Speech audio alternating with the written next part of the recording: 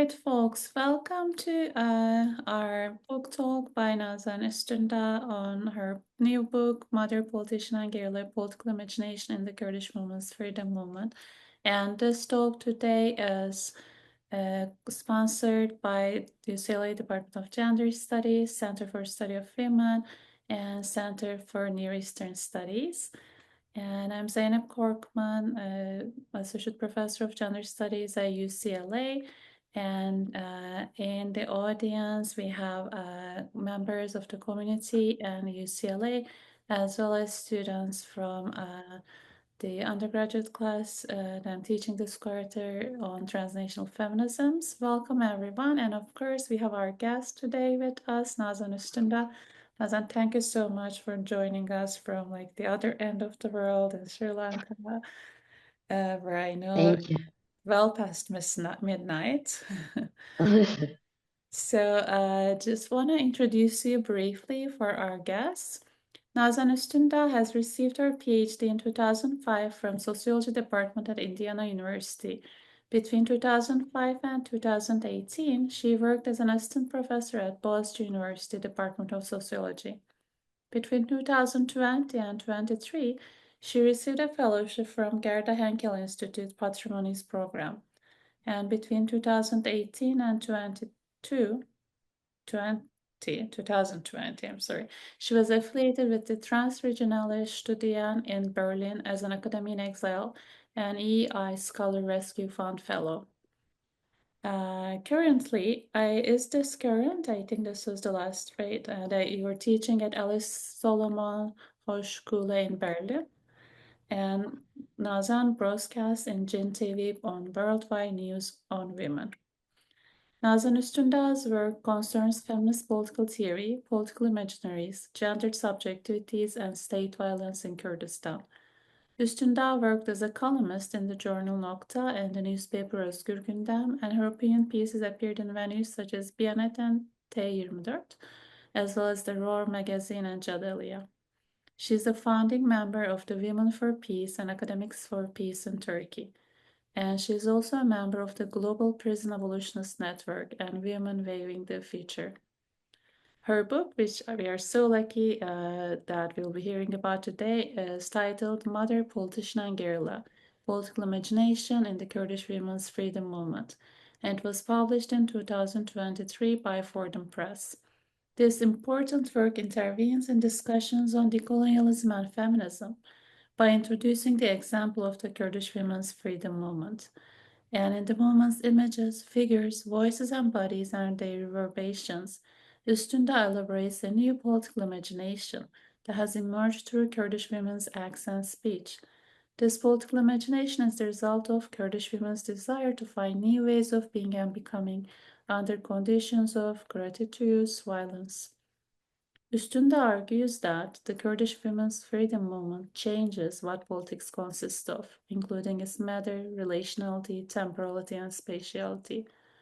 And although this is anchored in the specific Kurdish experiences, the book puts the movement into conversation with feminist political theory, psychoanalysis, Black studies, queer studies, and decolonial studies. And in solidarity with the Kurdish women's traditions of resistance to a history with a capital H, the book forwards the wide-ranging thought the movement offers as a provocation for contemporary politics. Nazan, I'm passing the mic to you now, and I'm so excited to hear more about your very important work. Thank you, Zeynep. Thank you for inviting me to this talk. And we already talked about this, but I'm just gonna say it still once more. It's great seeing you after so many years. Although it's via Zoom, it's really my pleasure to see you. So I am going to talk about my book today, and I was thinking how I can structure my talk because this book is it is a very personal book to me, but it is also a scholarly book, and I wasn't sure how I should introduce it, whether I should talk about the personal stakes, whether I should talk about the political stakes, or I should talk about scholarly state. Well, I will try to do all of them at once. Anything that's not clear, we can address them in the question section.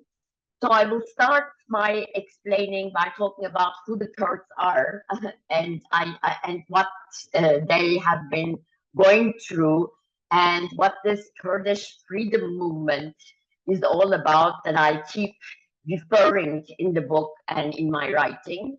And then I will talk about the importance of women in this movement. And then I will introduce these three figures that I talk about as bearers of a new political imagination, as a new and decolonial imagination, the mother, the politician, and the guerrilla. And that's going to be basically my talk, and maybe I'll try to end up with a couple of points that I would like to invite you to think about.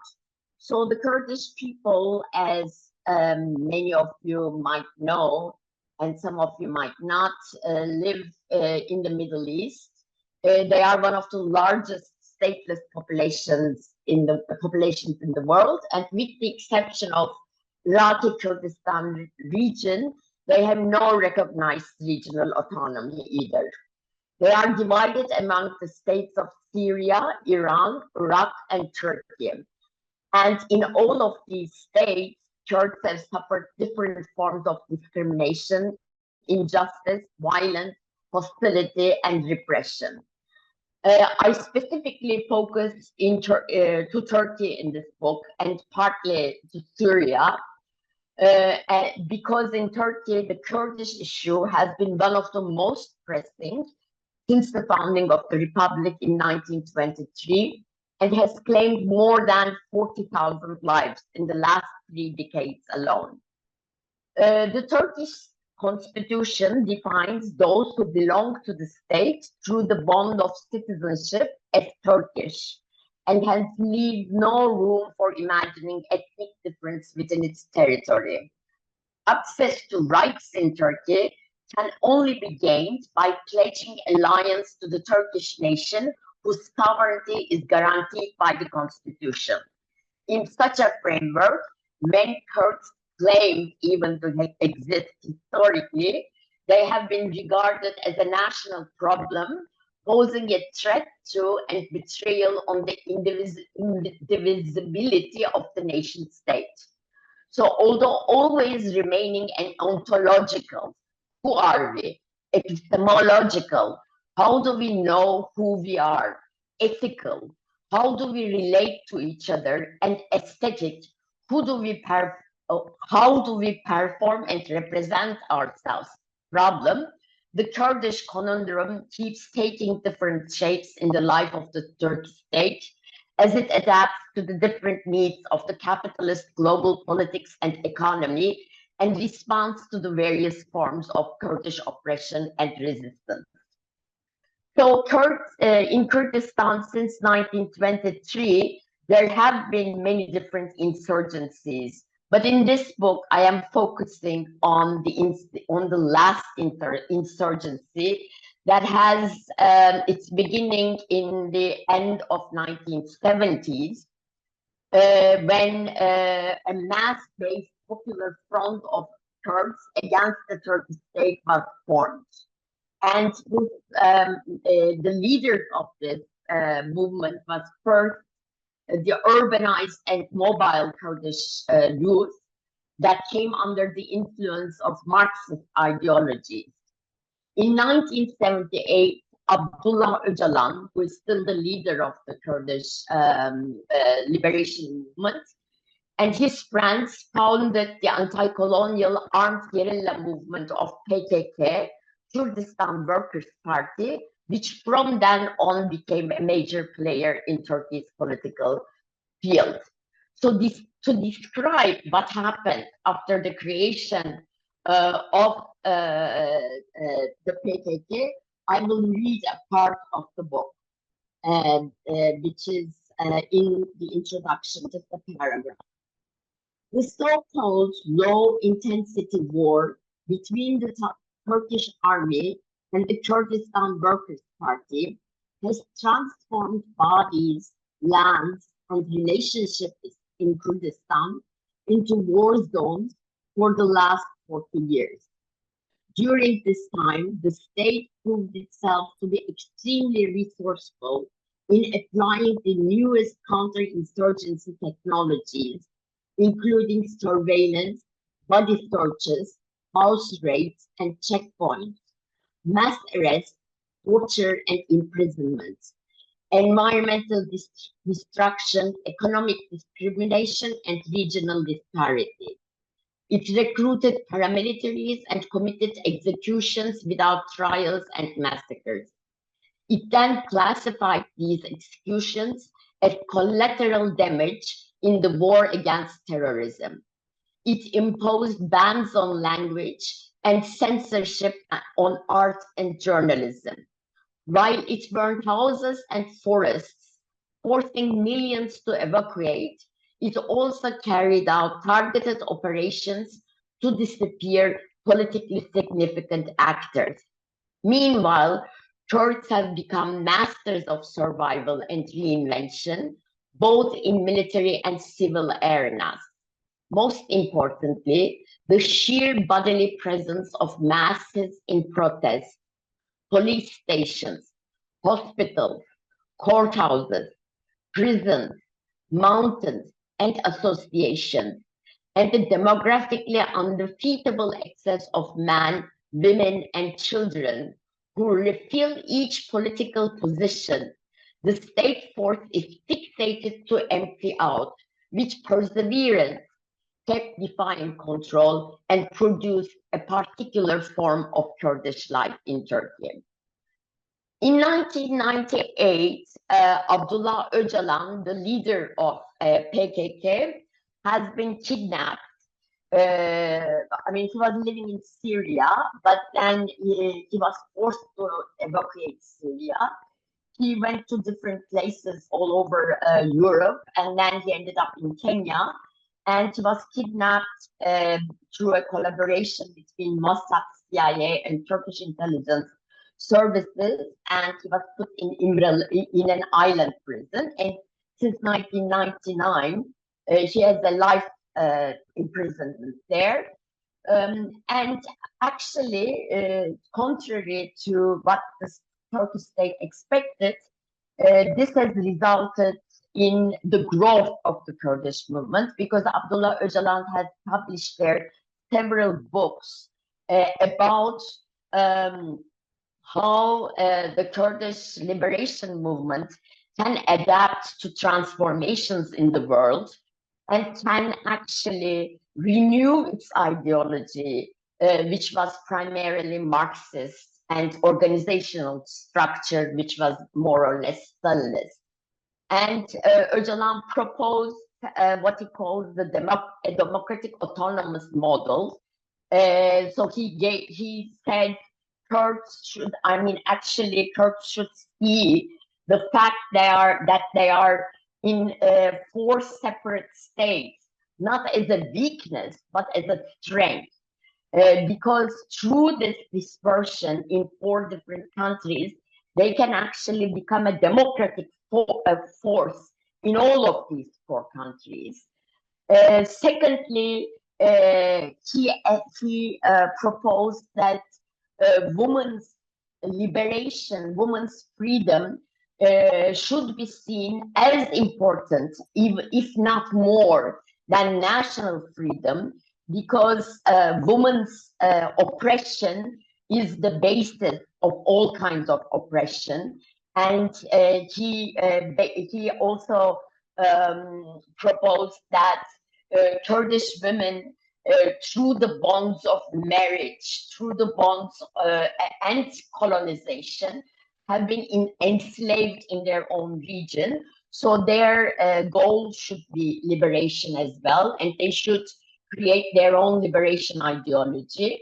And thirdly, of course, he also suggested that we should, the Kurdish people, as indigenous people to their lands, should develop an ecological life, a life that values ecology and that sees nature and living in nature as part of being human. And during that time, his writings were read by everyone, and a change in the PKK structures occurred. And now, when we talk about the Kurdish freedom movement, we are actually talking about a movement that has that is composed of civil rights organizations, women's associations, assemblies, political parties that are loosely connected by Öcalan's ideology and that are dispersed through Iran, Iraq, Turkey, Syria, and Europe, where Kurds have migrated due to displacement in their respective countries. Now, since the beginning of the creation of the movement in 1978, the creation of the guerrilla movement, Kurdish women have actually played an eminent role in the organization and in the freedom movement. And maybe I can talk about a few turning points. One of the turning points is, of course, the increased participation of women in the guerrilla forces. This is and it started actually in 1978 when PKK was created. Already there were women in the committee that founded PKK.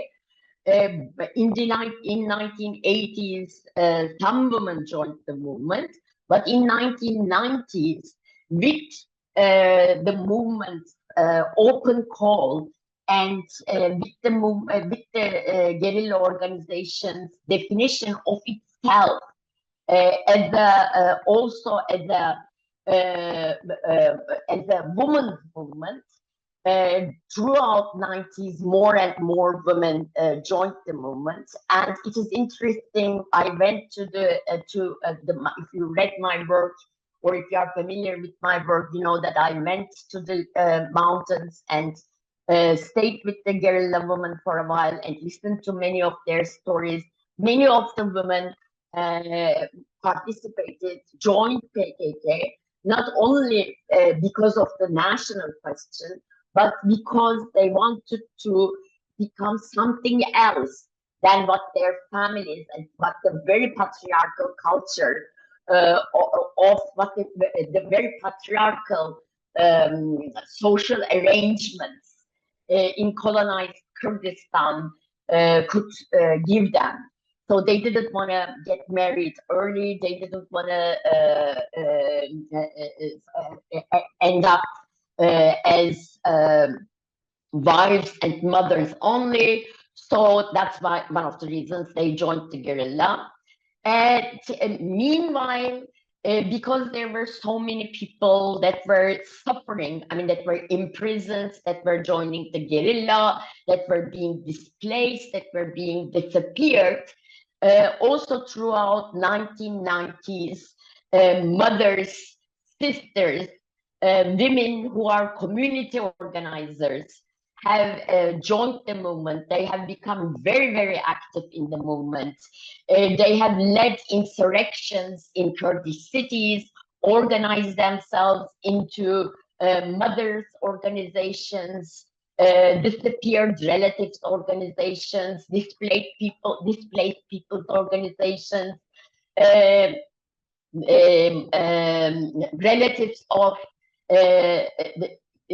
disease guerrilla organizations. So there were many different organizations emerging to alleviate the suffering and to support those who are suffering in the region.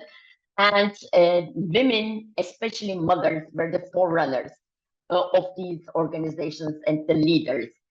And the final development, again, towards the end of 1990s, which is now in 2024, maybe one of the spheres where most women are organized. The first Kurdish political party was created in Turkey. And this party adopted soon enough first a quota for women, and in 2000 early 2000s it adopted an equal participation quota, so equal representation quota. And in 2015 it adopted a co-presidency system where every position in the party, in offices and so on, has to consist of a woman and a man. All assemblies, mixed assemblies, were accompanied by women assemblies only, that have in time also gained the right to veto decisions that are taken by the mixed assembly concerning women. So municipalities were filled with women, political parties were filled with women, and after the guerrilla, the mother, and as female figures, now we have encountered in Kurdish public spaces this new figure, the figure of the female politician. Now, between 2013 and 2015, there was a short peace process in Turkey between the Kurdish freedom movement and the Turkish state. And it was actually, I talked a little bit about this time. It was a very interesting period for all of us.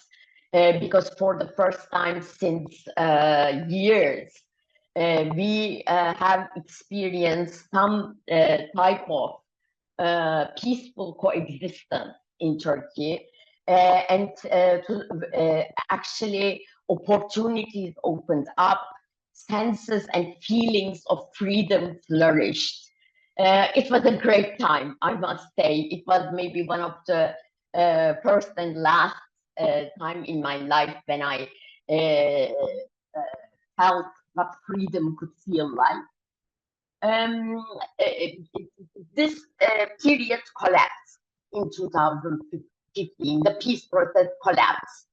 And when the peace process collapsed, the youth of Kurdistan have created trenches in Kurdish cities to keep the police away that were doing these raids against the youth of against the Kurdish youth. And some of the Kurdish local organizations, local civil organizations have declared autonomy in different regions. And as a result, Turkish army has attacked these regions, these trenches, neighborhoods, to a scale that were never seen before in Turkey. Thousands have died. People were burned alive in their houses. Well, I'm not going to go into the details, but I mean the pictures maybe that you encounter now, what the IDF is doing in Palestine, I can safely say was served by the Turkish army in Kurdistan. We have seen the same pictures in Kurdistan to a smaller scale. People naked, put on the fences, blindfolded and with their hands cuffed behind, beaten up. Women's lingerie worn by army forces, writing slogans on the walls, mocking Kurdish people. All of that was already there during that time. But what interested me most was the aggression against women, and in particular cases where mothers have been killed, have been assassinated, targeted and assassinated, and then their bodies, one body in particular, Tibetan Nuns' body, was not let. The family was not allowed to take the body away from the street. And for a week, that body, the mother's body, rotted on the street. And we were forced to watch this. And that was one case. Another case was all this started with the killing of a guerrilla woman, Ekin Van, and she was stripped naked, and then her photographs were serviced to internet. And a third case was three female politicians that were friends of all of us who consider themselves feminists in Turkey. They were trying to evacuate some people out of a neighborhood, and they called to ask for help because their vehicle was targeted and by the police. And a couple of hours later, ambulances were let go to help them, but their dead bodies arrived, and one of them was beheaded. These were, of course, devastating for all of us, paralyzing, traumatizing. I don't think I'm still over that trauma. But when I got out of Turkey, when I was forced to leave Turkey, and I decided to write this book, the question that was one of the key questions for me was, why did the state do that?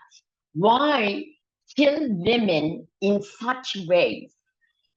Killing them taking away, not only killing them, taking away their dignity and forcing us to watch that loss of dignity, that loss of not only loss of life, but also loss of dignity to have a acceptable burial. That was a question that, and I have decided to write this book not only of course, in the memory of those women, but also because I believe what was targeted by the Turkish state was not only the bodies of Kurds, was not their sociability, was not their social relations, was not their capacity to reproduce themselves in the lands they live. Not only it wasn't targeting the right to self-determination, but most importantly, the Turkish state was targeting the decolonial, anti-colonial imagination that the Kurdish women had given birth to through the figures of the mother, the politician, and the guerrilla. And that was why the state was targeting the politician, the guerrilla, and the mother as figures, and killing them not as only as individuals, but as figures that give birth to patriarchal futures, to post-colonial futures, to free alternative futures where today is not reproduced at tomorrow, but tomorrow is opened up to possibilities. So I wanted to then trace this imagination. And it's very difficult to write a book about a decolonial imagination. I must say that. And because, how can you write about imagination? How can you put imagination into words? I'm not talking about writing about a history. I'm not talking about writing about social relations, but imagination. So I read a lot of Black studies. I read a lot of decolonial literature, feminist philosophy, queer studies. I read a lot of diaries by guerrilla women, novels, and I decided following actually Crowley, somebody, Ashley Crowley, a Black scholar that I admire a lot. He suggests that we have to look at reverberations, at links, not at lineages, not at linear narratives. We have to connect and collect things that seem to be not narratively relatable. We have to create narratives in order to link them and make their lineages obvious. So that's the methodology I adopted in the book. So I follow reverberations, echoes, images, figures, speeches, words. I follow flesh. I follow a laughter sometimes, sometimes ironic, an ironic winch. So there are many different things that one can follow. I mean, that's the kind of methodology I adopted to talk about this imagination that the Turkish state targeted, but it of course survived, and it will, it continues to give joy to Kurdish women, to create joy in the world, to create, because joy is very much related to possibility and to freedom. So the book consists of, I'm going to talk maybe, I mean, I have 10 more minutes, right, Zeynep? Or, yeah. So I talk about, the book consists of three parts. One part is dedicated to the mother. And in that part, I talk about how the Kurdish, how the mother, how the figure of the maternal, and maybe, which is also the source of the Kurdish language, which has been reduced to a voice by the Turkish state because it is banned, because it cannot be learned, it cannot be transmitted. So it is mostly mothers who sing Kurdish lullabies to their children, mothers who talk Kurdish to their children, who still continue, who reproduce the language, the Kurdish language.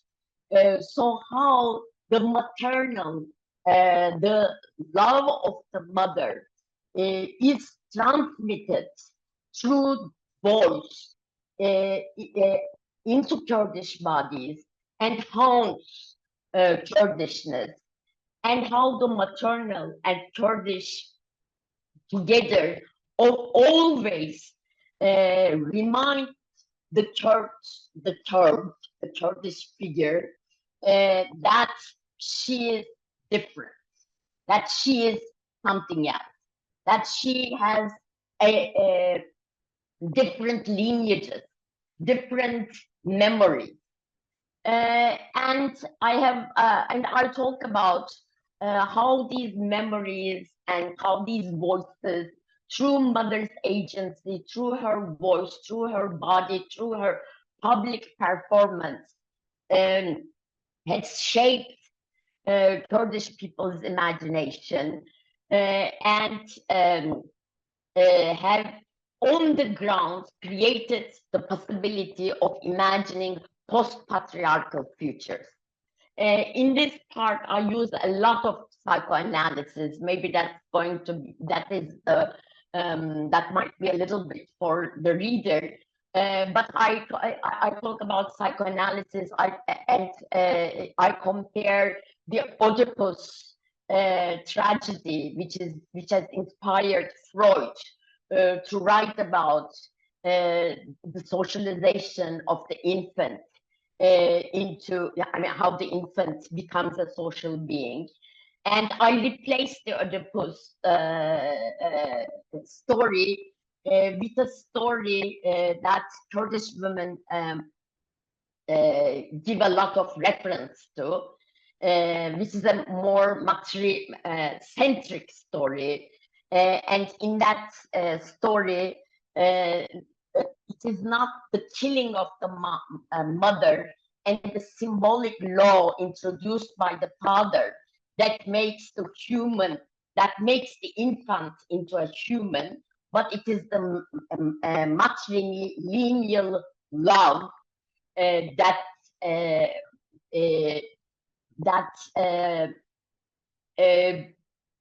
bans man from exercising violence on women, that socializes children, infants into humanness.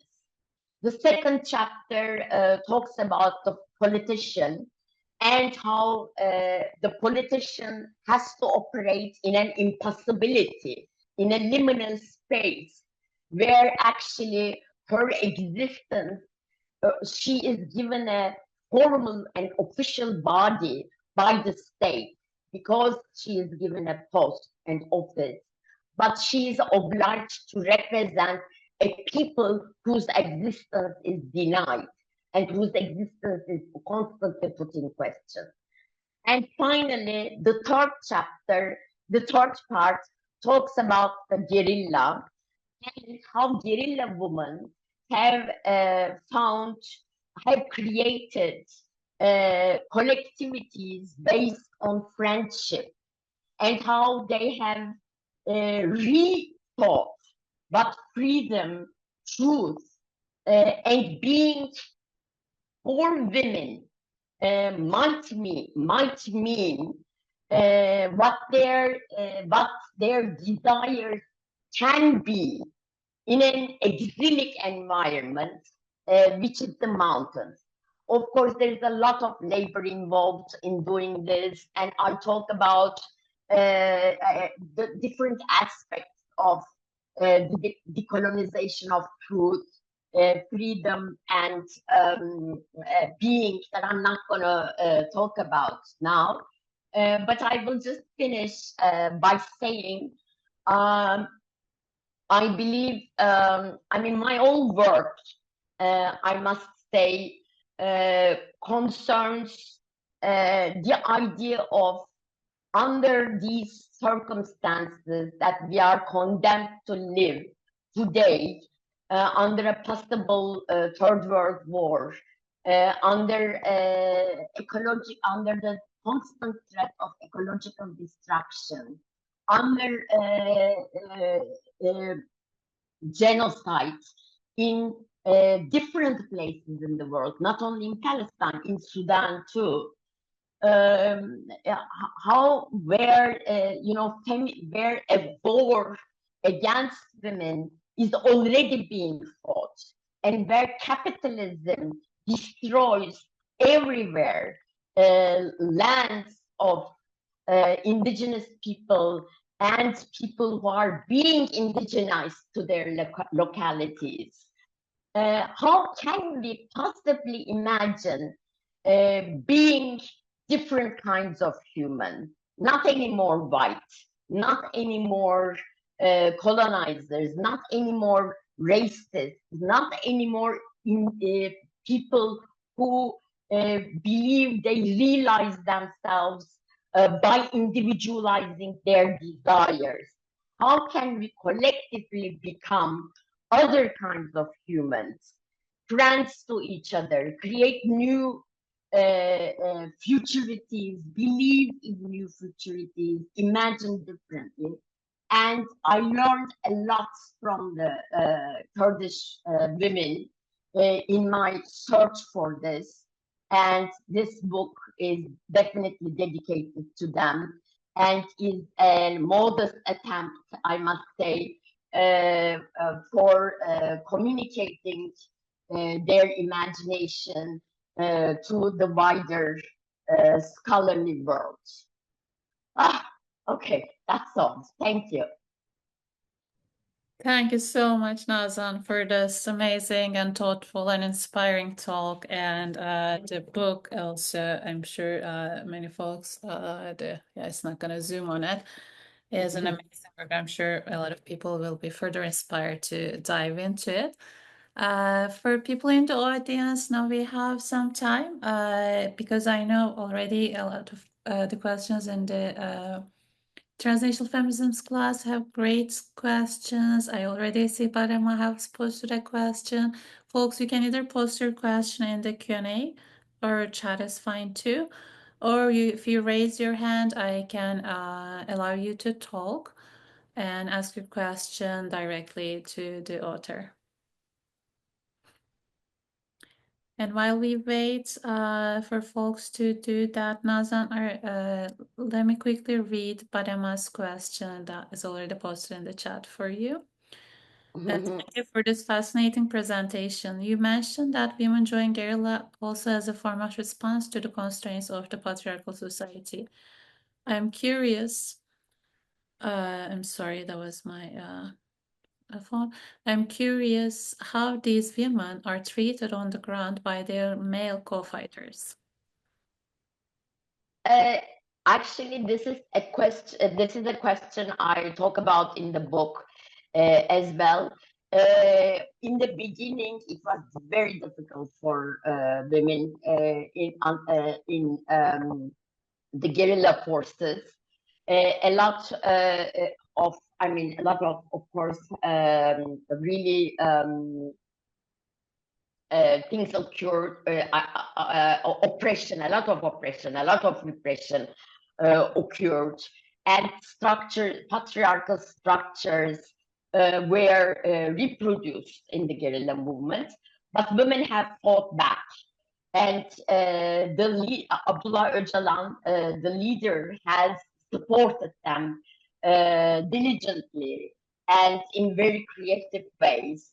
I talk about many of these ways in the book. I find them fascinating.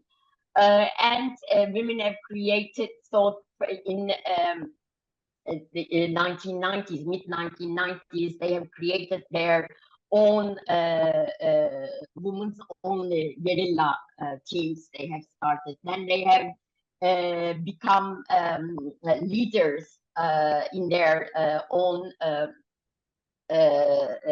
own brigades, and then they developed a woman's liberation ideology, and they have and Abdullah Öcalan has developed this idea of killing the man inside yourself.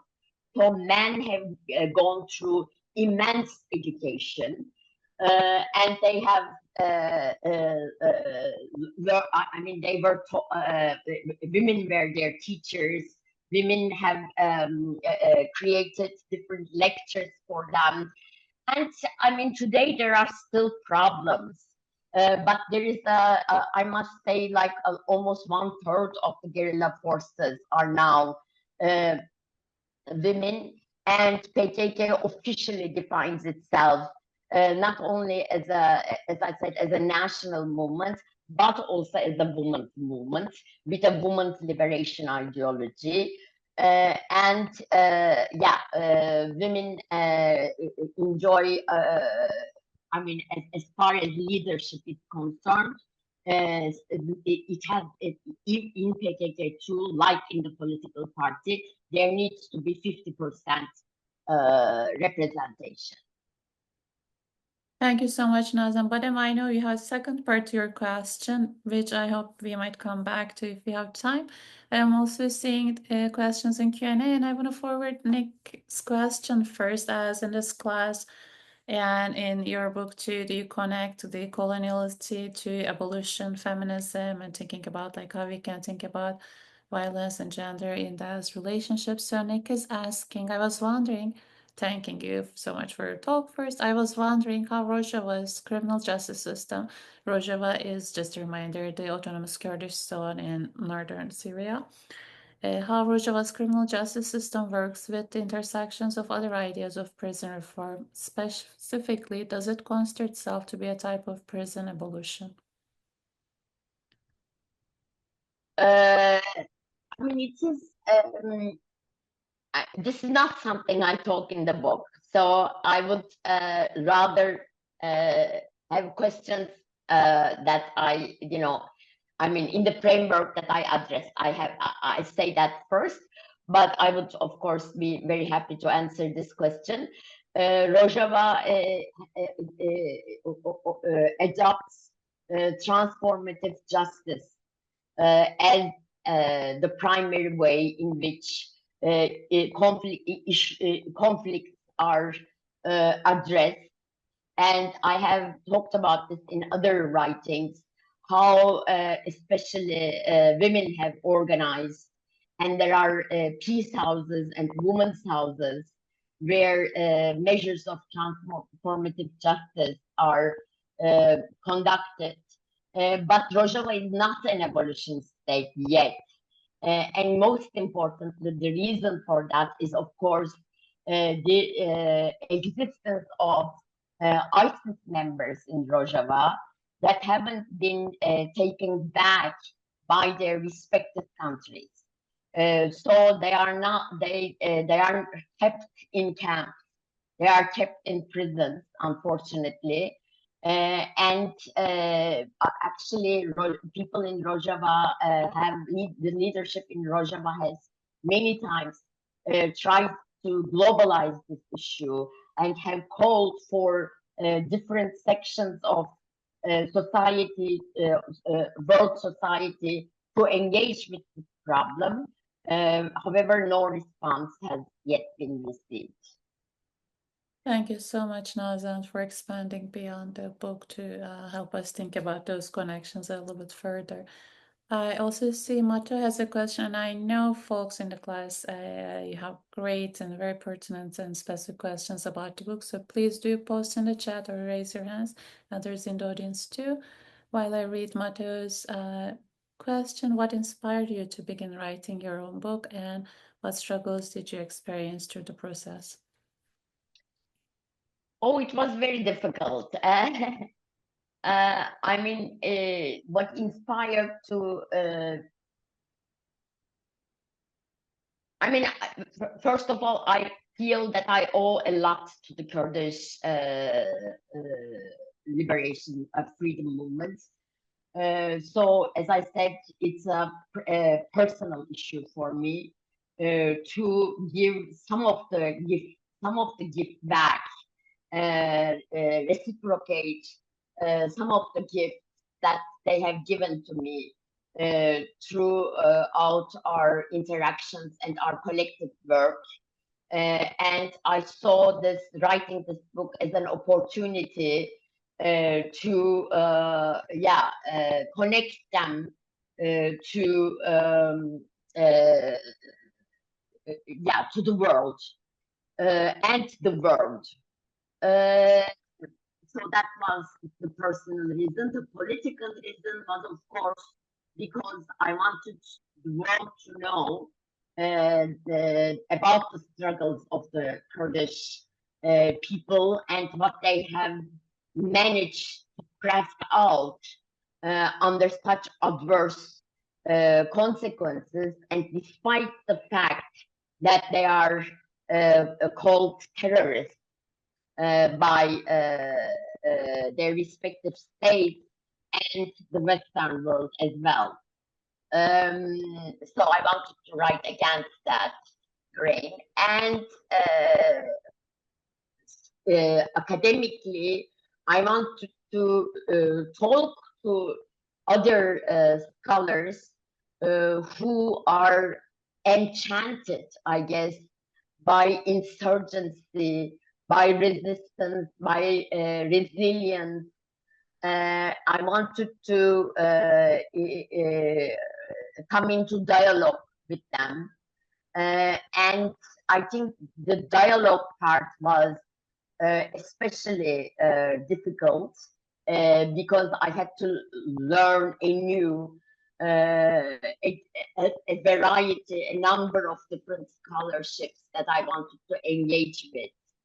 And I spent a lot of time doing that.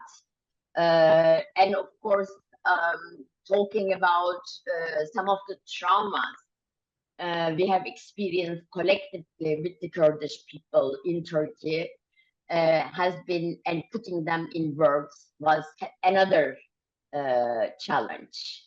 I'm not going to talk about the financial challenges and the academic challenges that I had to deal with because I was now, I had to leave my country and live in exile. Thank you for the question. Thank you so much, Nazan, for your answer. I see more questions. Beren is asking, thank you so much for this amazing talk, dear Nazan Ustundag. My question is, in the context of state violence in countries such as Iran, Russia, and Turkey, how does the figure of mother illuminate both possibilities and challenges of transnational feminist solidarity across national borders? I think that's a marvelous question, and thank you for this question. I think, in all these different countries, actually, mothers have been on the forefront fighting against state law and patriarchal law.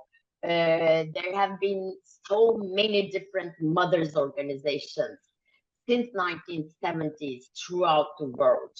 I think that actually, of course, we as feminists are very much questioning the sacredness of motherhood. We are very much questioning the structures of family, the reproduction of motherhood roles and their attachment to women's bodies.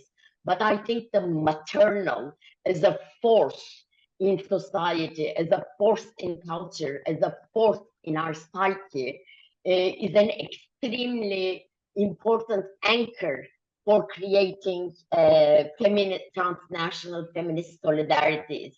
And a lot of different southern feminist movements, the Black movement, the colonial movement, have started talking about the maternal more and more. And I think we in the Middle East should definitely very urgently join this discussion. And one of the things definitely that I wanted to do was contribute to such a dialogue through the Kurdish land in this book. I hope this might be, I hope this is an answer, to your question. Thank you so much, Nazan, for getting us started on thinking about the transnational implications of this work. And I see the next question is also similarly inquiring from Raghav. Upon reading your work on the Kurdish struggle and its essential feminist core, I am extremely inspired and motivated. For those of us organizing in the Western Imperial Core, how can we further facilitate solidarity with our Kurdish comrades? And additionally, what do you feel can be learned from and applied here, despite the differences in material conditions? I think the best way to have solidarity with any people is organizing for yourselves in your own localities and regions. This is not a fight of one people, and it's not a fight that can be won if it is put on the shoulders of one people and in the responsibility of solidarity with those one people. There are many, many different women, different people in the world who are dreaming together, who are acting together, who are organizing together. And I think it is very important to learn from them, and have our own struggle in our own context, and organize for that.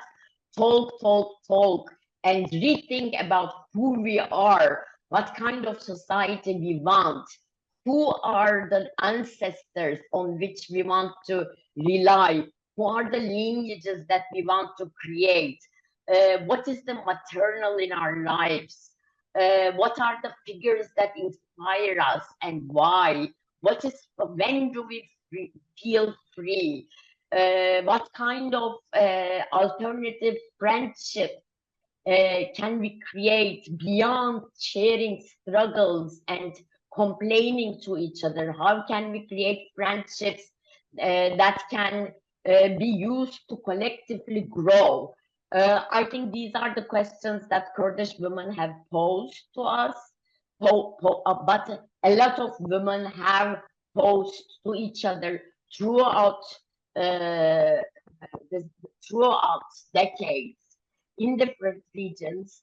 And I think we have to learn from them, follow their examples, but most importantly, contribute to them intellectually and practically by doing our own organizational work, our own labor in our own context.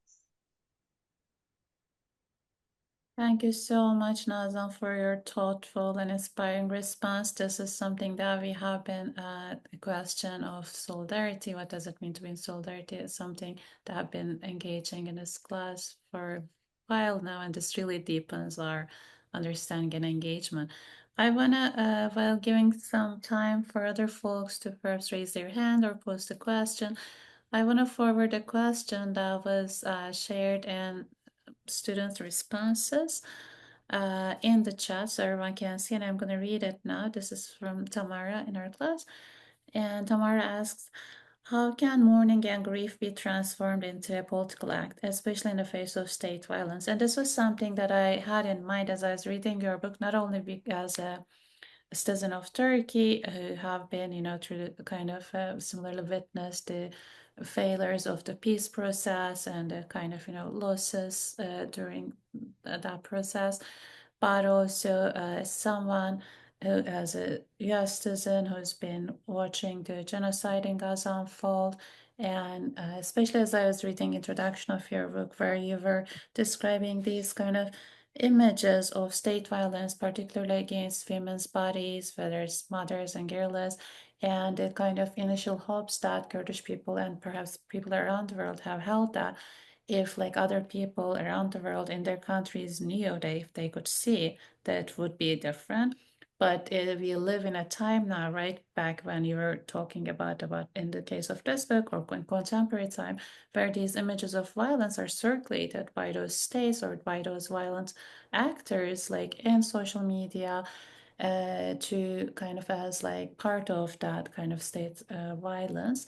And so I was hoping that you can share with us again, as you do in the book, in this talk, like how, like, what do we learn? What did you learn? And what can we learn from Kurdish women's political imagination as to like how we can respond to these feelings and to these political contexts?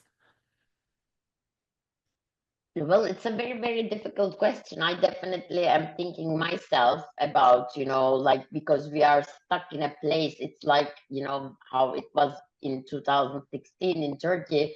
We were stuck in a place where we are paralyzed and traumatized and disappointed and, all of that. But I have learned from the Kurdish women's freedom movement, and I think one can learn the same lesson from Black movements in the United States. I mean, you just don't have the luxury to give up, or to be disappointed, or to be tired, or because this is a matter of I mean, it was only maybe for Black women and for Kurdish women or for Palestinian women. It seems like it's a matter of life or death. But if we think about ecological distraction, if we think about the possibility of a coming third world war, I mean, we are all in a state where it is our this political activities is a matter of death or life. As a whole humanity, we are at a threshold. We will either survive or we will all, I don't know, die or maybe, live in a um, even a post science fiction time. So, I mean, we can learn from people who have experienced this, who have always been stuck in a time of exception, where there was where they were considered illegal, where they were always uh, either illegal things were done on them or they were condemned to illegality. So they lived constantly in the time of exception and they didn't give up and they turned their grief and mourning into political acts. Through caring for the connectivity, through taking up the streets, and many different things. And I think we just, I mean, Benjamin has once upon a time said, right, we are living under exceptional times, so we have to transform our lives into an exception. I think that's the obligation we all face right now, and we cannot yeah. That's what I would say. And I think really one of the things that the Kurdish women's movement has very rightfully diagnosed is unfortunately the nuclear family has become a force in the life of a lot of people, the main obstacle, because living in the nuclear family, we think, we can still keep some kind of normality in our everyday life. That our nuclear family is much more important. Their safety is important. Their reproduction is important, etc. And they constantly become an excuse, a structure itself that produces, produces normality. And the first thing that Kurdish women have ideologically declared is that they refuse partnership, they refuse sex, they refuse, the nuclear family because of all those reasons. That's. Thank you so much, Nazan, for drawing these connections for us. And I think this kind of resonates like a lot more in the kind of for more people in the United States now after the second election of Trump too. So in different ways, that feeling of living in an exceptional time. And like you say here, that we have a lot to learn from those who have been condemned to live in this exception of illegality and violence. I see that we have more questions, and Akın Arslan has asked, thank you for that amazing talk. Do you think there might be a new peace process between the Turkish state and Öcalan/PKK? Akın, I am as curious as you are about that possibility. Thank you for the question. Yeah, that's okay. That remains open now. Thank you, Nazan. And I see Diana has a question. Thank you so much for your talk. I was wondering, and this kind of follows up from what you were last talking about, I think about family, the nuclear family. If you could speak a bit on what ways do Kurdish women's participation in both grassroots political movements and guerrilla warfare challenges the dichotomy between the public and private spheres in traditional patriarchal societies? Well, there is no public and private in traditional patriarchal societies. The distinction between the public and private has been invented by modern patriarchal societies. By the modern state and the patriarchy that it instituted. So it is in Europe and United States and in northern countries mostly where this imagined distinction has been promoted as a norm and as reality through theory and through policy. So actually, it is by looking back, it is by looking at other genealogies, other lineages, looking to past that Kurdish woman can imagine beyond this dichotomy as a political movement, as a guerrilla movement. Thank you, Nazan, for a thoughtful answer. We have a few more minutes, so I want to share another question that the students have shared. This is from Rebecca, and Rebecca have asked, how does Kurdish women's movement inform global understandings of the interplay between resistance, state violence, and power, and gender? That I posted in the chat for other folks. So this is a broader question that maybe you can respond in whatever ways you feel inspired to answer.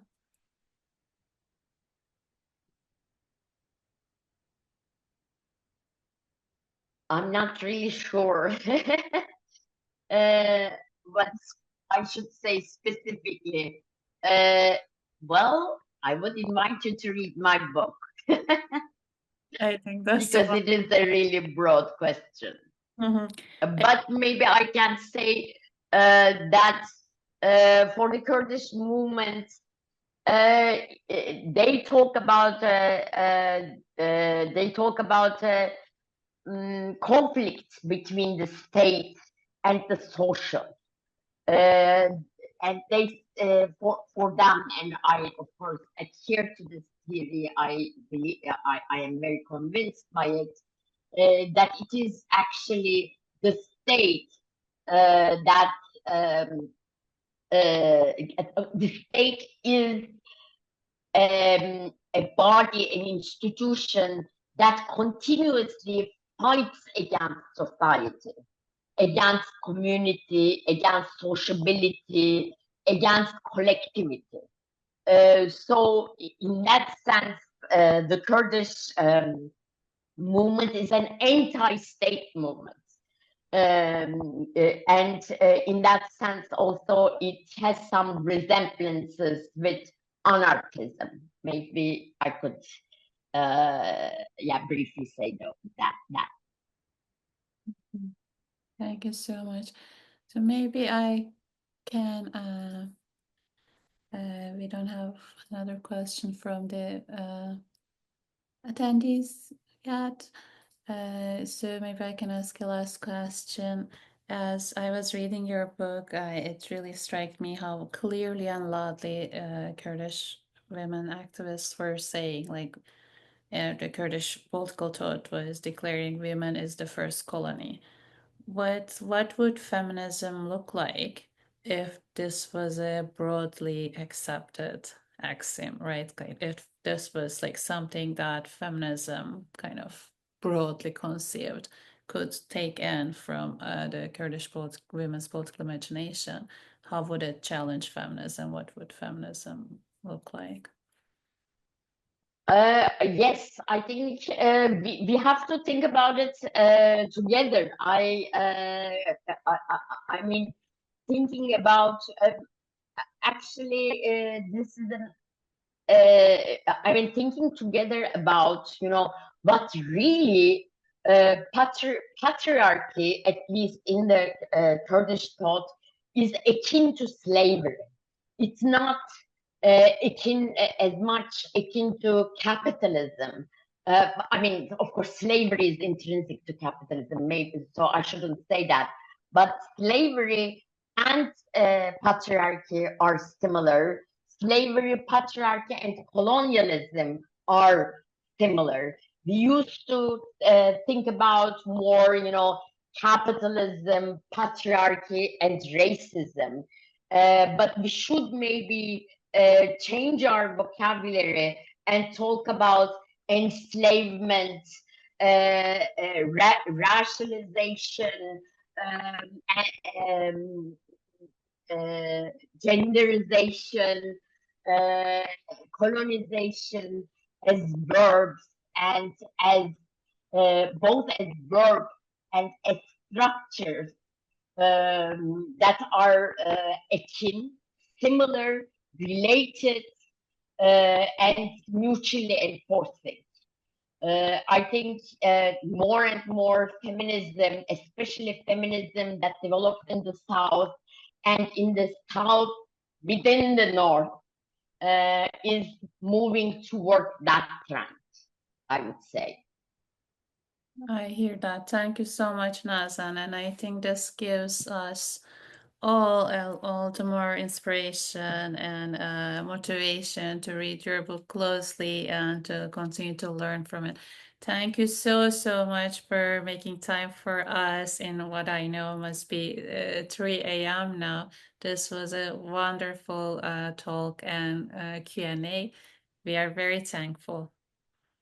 Thank you, Zeynep, for inviting me. And yeah, thank you. Thank you in general for being who you are. Mutual feelings and thanks to everyone in the audience. We will stop recording and close our room now.